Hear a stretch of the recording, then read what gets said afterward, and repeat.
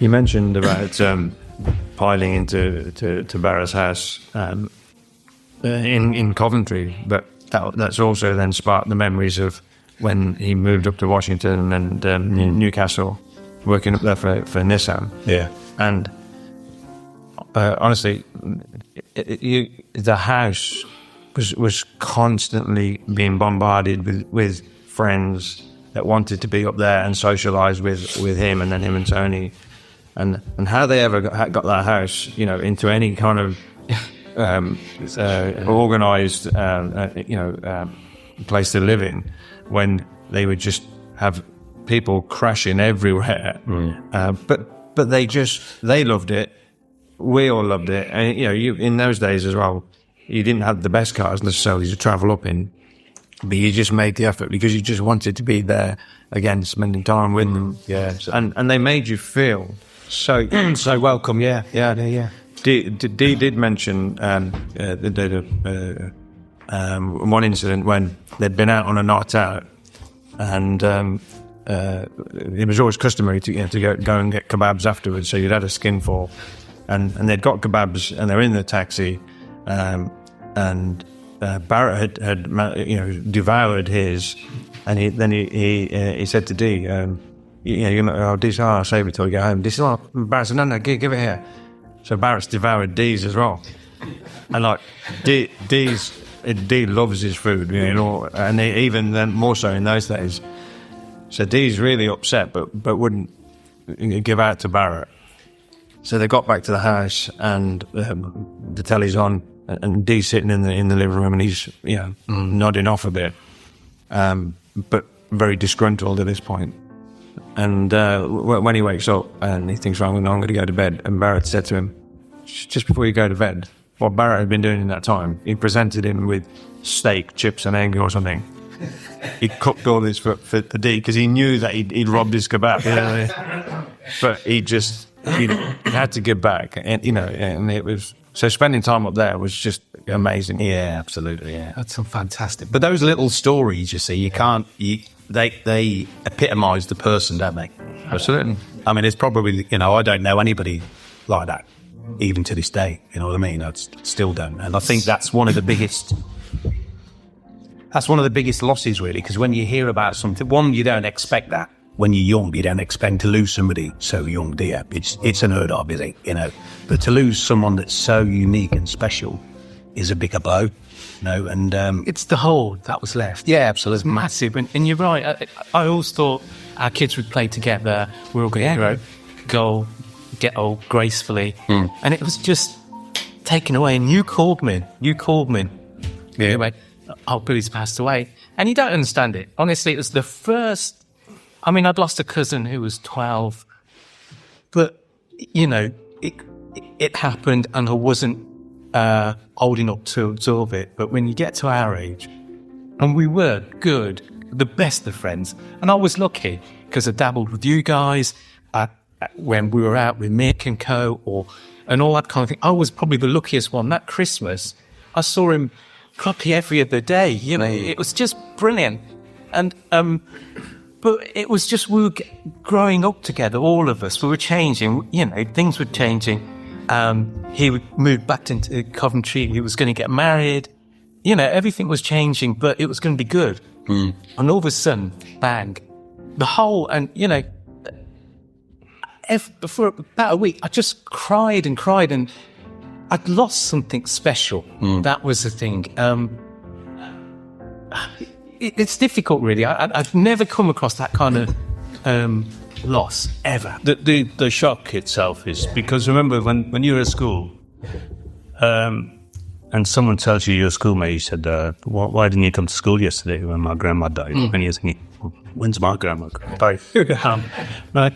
And then there was at least one of those boys who had quite a few grandparents. You think, how many grandparents have you got? At that time, it doesn't occur to you that death is anything other than grandparents or, And when you go from school, you become teenagers. You grow up as in physically, and you become sort of strong, and you think you're immortal. Then you go through your teenage years into your early 20s. all of that is great because you're getting stronger, you're getting bigger, you're getting all of that. And then the third is, what right do you think we had in 92, me talking to Bill and planning for 99? Because that's how you feel. You don't feel that you won't be there in 99, you know. Right? That's the sort of thing at that age. Because at the moment, I don't plan Easter. If back then they were invincible. Invincible, you are that age. So, and suddenly, like, it's not, it wasn't Takes the win. it wasn't a bullet. Yeah. It wasn't anything extraordinary. It was just normal stuff he was doing, you know, going to work. He was also so thoughtful. And my example of that is when Kate and I were in Australia. We didn't have mobile phones, so any communication was landline. But for me, I found it so much more difficult because I did miss home. I'd left everything, friends, family. Kate's sister was there, so she had a connection. So I was feeling really homesick, and I talked to Bharat and Dee over the phone, as well as family. But Bharat then took it upon himself with Dee. So Dee was the designated driver, and Bharat got his camera out, and not only he did a video of going around the ring road and just saying, look, nothing's really changed since you left, but he then went to Kate's mum and dad's house and knocked on the door, and announced and went in, and then they're having a cup of tea, and they're saying, any messages for Kate and Mick, and then they drove from Kate's mum and dad's house to my mum and dad's house. And so there was this video that him and Dee had created, and then he added bits about other bits that we'd missed, the parties or a wedding or whatever it might be, and he put it all together, and then he sends you this video to, as if to say, look, don't be homesick, we can keep you informed about what's going on. Amazing. And just to finish on the Australia thing, the year that I passed, it transpired, and again, this is the character of the man, is that he'd confided in Dee that he was putting together a holiday plan to come out at that Christmas. So that the year that he passed, that probably December. But he wasn't going to tell me. He was just going to arrive on the doorstep with his flights and everything, and then just knock on the door and say, I'm here. And that was the plan. And it never got to materialise. Well, I mean, I think that, this is really moving just to hear this stuff. I know from my point of view that his passing changed my life forever, right? Because we've said this before, that, loss and losing somebody, the person that was, and the life that they had is one thing. But loss is also about the life that they could have had and we could have had. That's the thing that you think about going forward. And I know my life changed dramatically at that point, not only having to deal with the aftermath of what had happened with my family and all the rest of it. But my responsibilities became much greater because I didn't have that sibling that would have been there by my side to help with what was going to go on in the future and all the rest of it. So I ended up as a child and a only child in the end. And therefore I had to deal with both my parents passing as well after that. And I do think back at, what kind of life we could have had together. And, like you say, our kids could have played together and all that kind of stuff, So, I mean, just as an aside, one of the things that the podcast is talking about, we're talking about a Bill and we're talking about a Bharat. Yeah, right. And I had this thing, right? And I hope you don't mind me saying, but I had this thing that, our names are our identity, right? And when my dad first came to this country, his name was Bhagwandas, right? Or Balu could be short for Bhagwandas. But his mates couldn't be bothered to call him Bagondas or Bagu. They said, we'll call you Wally. Right? How far is that from his name? Yeah. How far is that from the identity that he had? Yeah. And so I always used to piss me off, to be honest, that people, but that was it, I mean, the funny thing is that when at my dad's funeral, two guys, elderly guys came up to see me and said, we're going to miss John. Right. So I had this conversation with Bharat, right? And I said, why do you allow people to call you Bill? I mean, Bill is not your name. Bharat's your name, right?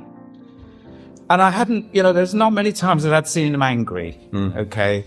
I mean, he knew that I was involved in kind of politics and all the rest of it. So he knew that this was probably a beef that I've got. Yeah.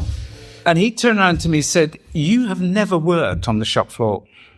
Yeah. Right? Yeah. You don't know what it's like when people call you all sorts of names, right? So for them to call me Bill is a godsend, actually, because I'd rather they call me Bill than something else that they can't pronounce or whatever. Yeah. Right? And that's, I thought, right, that's fine. I'm going to leave that there. I think that's illustrates not just his, because a lot of us have had similar experiences, myself included. His adaptability and resilience, at the end of the day, and we've all had to do that.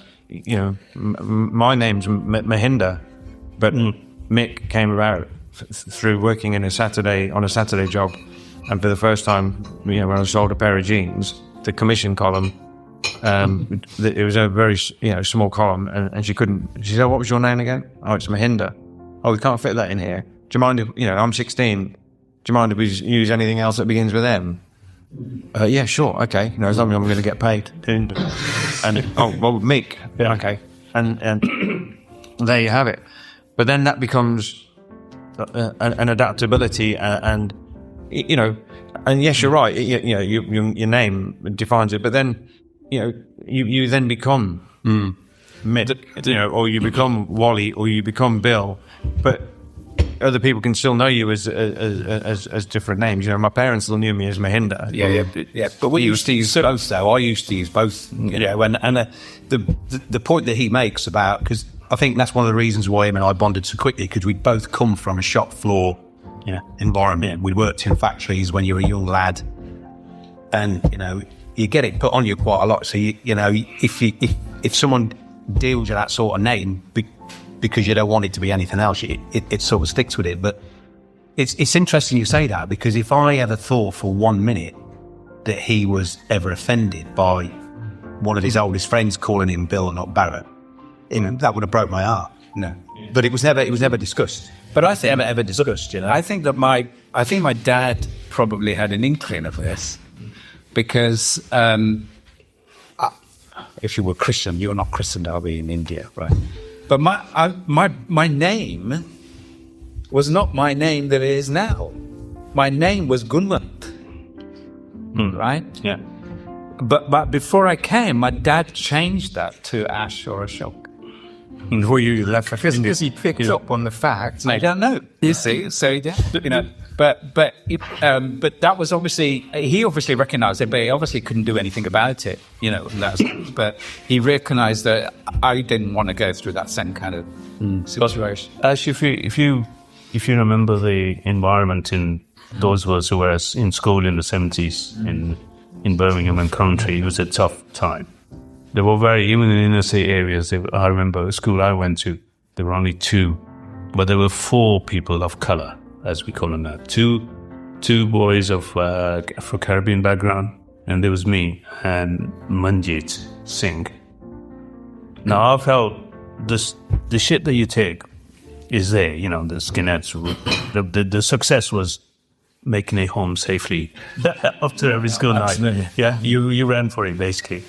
But I felt for Manjit more because Manjit, even at a young age, wore a turban. And I thought, shit, that's tough.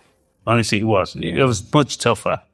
And so what we did was we were conditioned to become accommodating, be congenial, and accept. Very true. To fit in. And that's how we allowed, allow people. And, I know and I've spoken to them. And so why did you let why did you let them go? Because I actually didn't. When I knew at Longbridge, I went to this particular place during training, and they sort of said, well, what's your name? After, what was your name again? Half an hour later, what was your name again? I thought, look, it's just 5 letters. I'll just write it down for you. No. Can't we call you Ted? I said, no, you can't. And I think one day I wasn't like Bill. I said, no, you can't call me Ted. And it never happened. But maybe that was just a sort of my character trait that sort of, but Billy would never have done that. He would have said, let's make it easier for them. Let's make it easier for them. And that's what we have. So you fit in, you get welcome, you be easier, and you then survive. It's a environment to survive at rather than to be ostracized as the chap with the funny name, that. Well, he's always a good peacemaker. If it's not a female or a cab, he always got everybody to feel good about this issue, didn't he? And, if we get fallen out, no, come on, we can fix this, That was him. That was, So, they always say the good die young, and he died very young at 32, and you guys were all kind of a similar age and that. My question is that did that kind of event make you think about your own lives? Did it change the way you behave? Did it change the way that you look forward? Did it make any difference? I became very vulnerable. Yeah, in this, all of a sudden, you were invincible. Then you thought, in a car, this could happen, and you overthink it, and it did for a long time. The world didn't sit right for me, because he was full of confidence. It was all about, come on, we can do all of this. And all of a sudden, when you see him disappear, I think it had the opposite effect on me. Because I think in some ways, his character and my character were very similar. We're both very extrovert, full-on type of people. He's far more rounded and sensitive than I am. I'm a bit one-dimensional at the time, as the lads will well know. But I think it made me, it took the wind out of my sails, but it made me think, I'm not going to let this I'm just going to go for everything, because if anything, it could happen to me. Mm-hmm. Life's too short. You got to go out there, because I know that that's what he would have done. So I think it made me just go for it more often. Questions you more time. Yeah, I think it made me just go for it and thinking, well, why not do what I want to do? Why not do this? Why not, you know what I mean? Just live it to the full, because in an instant it can go. And I think that's how it made me feel. But I've never felt, and this is quite deep for me, I've always felt these with me all the time. Yeah. Always. Which is a strange feeling, I've had little flashes where I've sort of looked around and I thought, he's on my shoulder, like that spiritual, because of because I'm Irish Catholic, we believe in life after death. Very, very much so. So I always think that he's around, and I've had flashes, I've been in places and I've gone, bloody hell, Billy's behind here. In your head, he's never aged.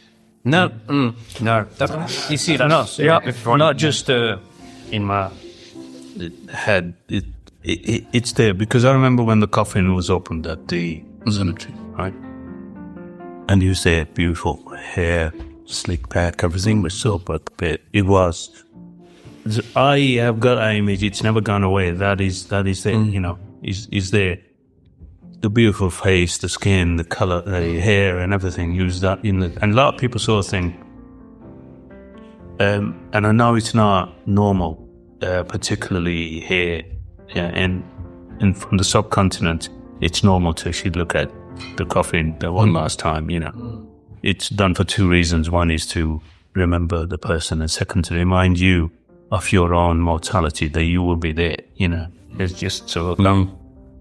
Normally, it's never done on a Christian funeral to because you don't, maybe some private place, but normally but it is an absolute tradition. And the last thing before burial is, if you can, unless something happened and person's been burnt and totally mutilated, You open the coffin, you go and look at that for two reasons: to remember the person, the son, the daughter, the friend you had, father and granddad, whatever, and then remember that your mortality, that you could be lying there tomorrow, sort of thing.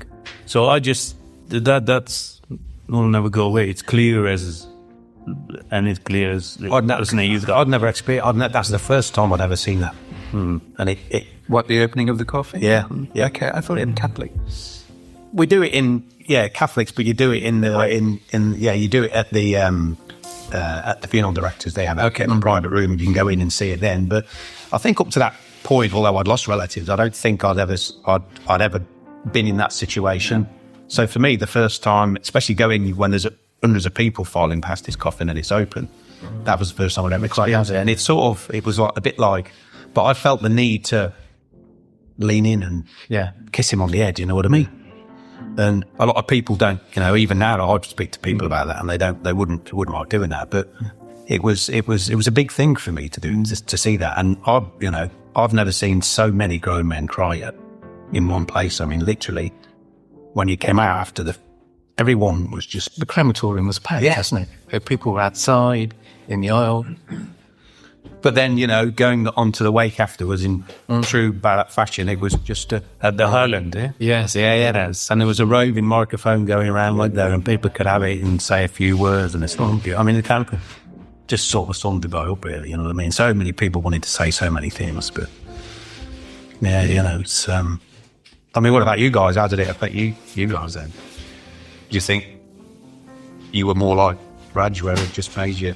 I do. I think it did, and it obviously reinforced them, because when I went back to Australia, it reinforced how far away I was from everyone that had meant anything to me. So that, along with other circumstances, we ended up coming back, and then it wasn't until we had our own child, I think, that then I was able to put a focus on that. Rebecca? As I said, Billy's gun was... I didn't know what to do when Bernard Ritchie's told me that, And he said, "Shall we tell Paul?" I said, "Look, you go and tell Paul, because and I walk around, pace around the office and sort of thing, and and that was the moment, the shock moment. But then I said, after that, I quickly rationalised the fact that this has happened, because what got was that someone brought in next day a little piece from Coventry Evening Telegraph. Yeah. He said 2 men died. And I thought, that's how it is, isn't it? When you read the newspaper, or they say on the news, a man died, a woman died, and that's how you hear it. But they don't know. There is someone whose brother, father, husband, son, or the female gender from the other side, has passed away. To someone somewhere, this is real. It's so hard and brutal when you read it in the paper. All they said was 2 men died on past right in plant on the A45. And I couldn't drive past the A45 for a long time. I still look at it. Yeah. Look there in here. And there's never, because the fact that we are still together as a unit, and we're enhanced every Jan by you guys joining us. As Paul said, I sort of feel that we have him with us. We haven't wiped him out of our memories. He hasn't gone. He hasn't disappeared. Something I just thought about the other night, because we've obviously just been out recently. The last few years, we've stopped saying something about Bharat, because normally when we sit down to eat, we'd always have a memory or something. And the last couple of years, we've stopped, and we know why we're here, but we can't have said, "Hey, how are you?" But I feel guilty almost in saying we're there for a specific reason, but equally we don't see each other from 1 year. Couple of things, then, mate. Couple of things. You know, we have the last Friday do every year, which you guys are not part of, but we do that. Yeah. The first thing that's put is for absent friends. It's got a bit difficult asking the restaurants to put a chair there. Yeah. Right? Yeah. But we do, the first drink is stand up and absent friend. And that absent friend is not the twat who haven't bothered to turn up. That's the one who can't tear. Yeah. You know? Right? We still do that. I think it's a nightly flutters to Right.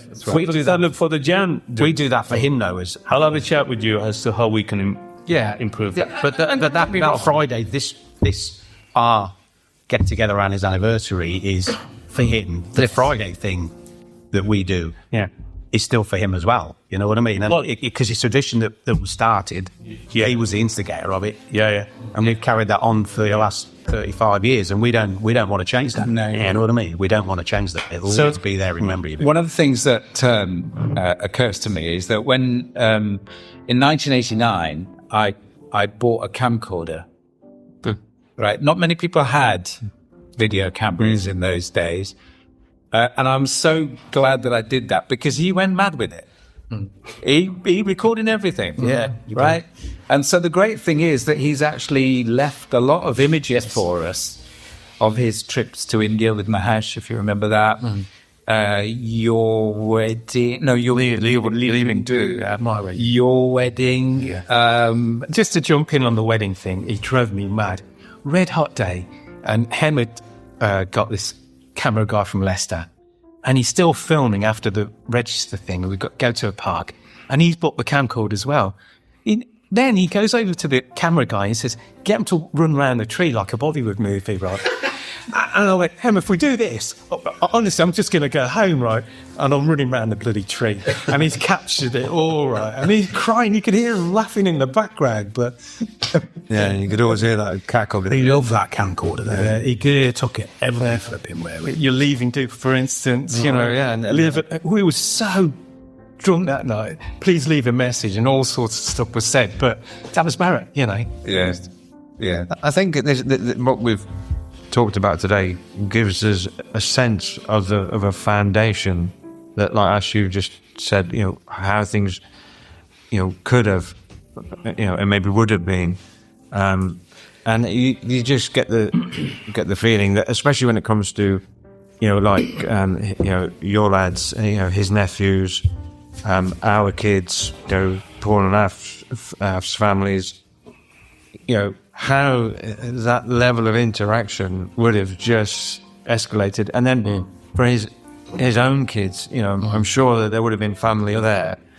And he would have just been the most amazing, you know, cool kind of dad. But in addition to being just that, you know, favourite uncle of everybody's, and you know, so many other people, so many the next generation would have just benefited from having his presence, you know, and his involvement in their lives. Absolutely. Well, probably that question would, I think you asked earlier, would our kids are play together? Probably not, because our kids can't play together. They're not. Yeah. You know, we still together. Me, you, John, Paul, Ian, other Paul. You know, our kids don't know. You know, they've got no idea at all. They do. No, so my kids are Yours in the probably would have done that. With friends, it's a bit different because you say a friend, but he absolutely would have been probably retired now, and I was hoping he'll be with us when me and Ian have been going to South Africa, Caribbean, Australia. Yeah, I think his love of travel. His love for travel would have been mirrored by you, though. You would have loved that. So wish that he would have been with us for those kinds of trips. I think he might have emulated what the boys have done in having an apartment. You know, at least one base where if he wanted to be able to go and take his family and, you know, and just have something that he could have shared with all of us, but he would have. I think that he would have enjoyed that, but he would have still continued to do all the other things. See, what's interesting for me, obviously now you've just mentioned what perhaps he would have been doing or that he would have been retiring, and you touched earlier on of obviously remembering him at the age at which he passed away, and that's the age. But it's quite interesting to hear now this way that you obviously knew him, felt so much about him, that obviously you've created this. You've listening to what you're saying now, you've created this life that has carried on with you guys, that he is still there as a part of, because you're obviously thinking about what he would have been doing now, what he would have been retiring, he would have been doing these things. And that's quite fascinating to listen to how this has developed from a conversation of what he was like. And now we're talking about what, as you said, the life that you could have had and what would have been. And it's so interesting that you've all obviously clearly got this same kind of interpretation of what would have happened, and it's yeah. I mean, he had an absolute love of cars, and it would be really interesting to see what his stable of cars might have been, or whether he'd have changed like all of us, and then just thought, all right, it's got to be practical now. It's got to be, but he just absolutely adored his cars and music. Oh, music, and so because his nephew Jason Craven's kid. Told me a story about when he was living in Thornhill Road and he had that back room and stuff, and he'd be getting ready to go out, combing his long locks and all that kind of stuff. And Jason, he'd be playing Rick Astley, right? And Jason would be, he was a fan of Rick Astley, and he used to keep saying to his uncle, "Can I have that tape? Can I have that tape?" And he said, "No, you're not having it. You're not having it." And then one day he gave it to him. And said, remember that tape. Every time it's on, remember that tape. You look after it now. I want it back, And of course, there was one time when he said that, and he never did come back. So he never was able to give it to him. But Rick Astley was one. Right. Yes, not Madonna. What was that? Sade. Does he have the poster in the bedroom? Yeah, and Queen. Yeah, he had such an eclectic mix. Yeah, the reggae stuff. Yeah. It was a drummer band. Yeah, was it a band called Aswad? Yeah, we went to see that one. Yeah. And then we used to go to the General Wolf and watch or see all sorts of reggae bands. Yeah, across the road. General Wolf. I was going to say, 'cause you used to the band a little opposite. Yeah. So that was good. His music, and for some unknown reason, we both decided to go for Irish Girls. That makes the Wellies, the three of us. Nothing wrong with that. I'm Irish and I went for an English. Okay, can't comment on this one. Wrong choices in life. I'm sure it would have steered me away from some of the choices in life I've made. Yeah. Although I'll say one thing, I think I've mentioned this before, I've spoken about. My dad used to say that he used to, when we were there, he would tell the family, there was a lady across the road called Kathleen. He said, "Kathleen, she saved us." I said that. Because apparently when he was 19, 20, they came over to Birmingham. Kathleen was the only landlady who let them in, cut people into the give them accommodation. You remember the sign, it's never on. Yes. And we went to Kathleen's funeral because Dad made us go. So there's probably an Irish sort of connection there. Yeah, definitely. Because on the sign it said, no Irish, no wogs, no Irish, no dogs or whatever. Love doing with the dogs. Yeah. So, I think this has been really, like, as I said right at the beginning, it's been really helpful for me to just try to kind of recapture some of what he was and what he meant to everybody else, not knowing how he responded to me and how he thought of me. But I kind of appreciate this. And I thank you for doing it. I hope that we can keep this and something that you can share with other people. But he clearly was an amazing person. Very special. I know we always say that about people that were gone, but you don't kind of meet and be together every year for 33 years for no reason. And I think the fact that he went almost, I hate to say that, at the peak of his kind of powers or whatever, people remember him more. So yeah. You said something at the start which has now filled the the gap, if you like, that I had about Billy's life and family. I know that Paul and Paul, you boys sort of went to Billy's house and tell me that, but I never did that. Simply because I didn't live in Coventry and always. But in those days, I sort of sometimes, someone would mention that Billy's got a brother, but he never ever talked about it. It was not, you know, it is in our families. If you got a brother, you're almost joined at the hips, you know, sort of thing. Everyone says that. It's always been in that when we say as in Asians, we talk about cousins and brothers as Paul and John and other Paul. And they will never talk about cousins or brothers. Maybe Irish we always do the bit, but totally English, they just don't mention. You think, do you not have any uncles? Do you not have any cousins? You know, but it's never mentioned. It's all about friends. You know, it's never. So that was quite strange. But I think you fill the gap in there as to what the reason was for that, for not being constantly, because you were away and you were not going to. So yeah, thanks for that. Well, yeah, I mean, I didn't know the backstory about, you know, your dad coming over and all that sort of stuff. And I did know about your sister, I'm sure I did, but I've completely forgotten about her. So that's put a lot of things into perspective for me. But, you know, I think my closing remark in it is I've been surprised how emotional I felt talking about him. Because I'm not an emotional bloke at all. Yeah. But it's really hit me this morning, you know what I mean? And I think it's hit us all in at some point in our conversations about it. And that just shows you, I think, the depth. The fact that there's something in us that's from him still, you know what I mean? So, And this, I probably the most you've spoken about him. Yeah, absolutely, sure. Yeah. And I think it also would, for me, I think he did illustrate, or I was aware that he had a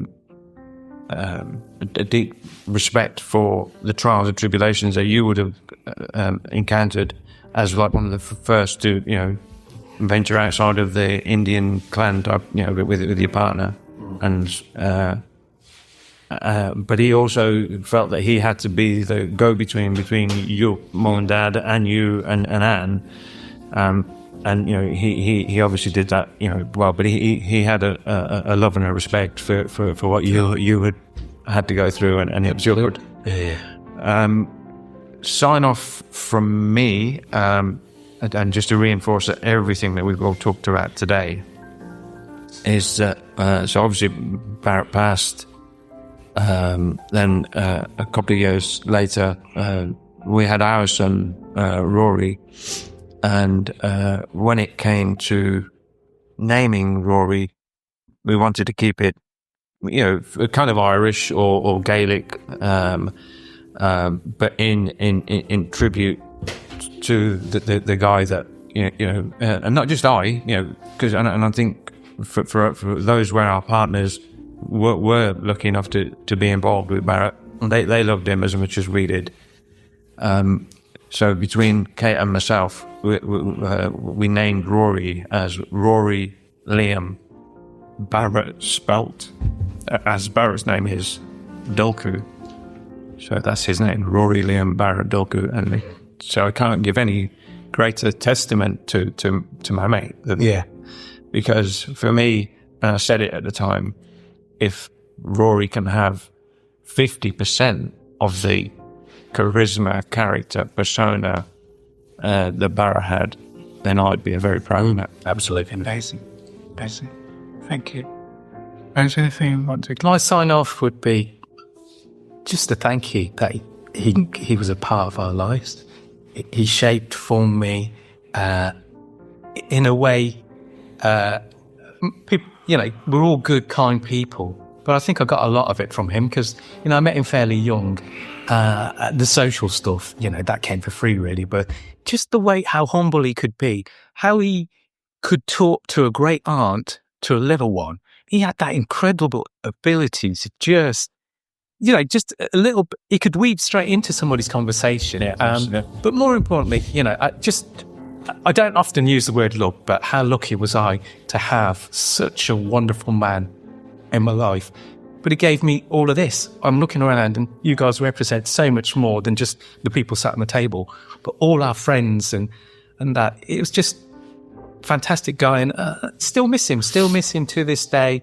And sometimes I do think, I still think about, what would it be like? What, and then when I see you guys, and again, we don't speak about it, and we need to maybe do something about that. But when I see you guys, it just fills my heart to say, yeah, we'd met somebody really, really special.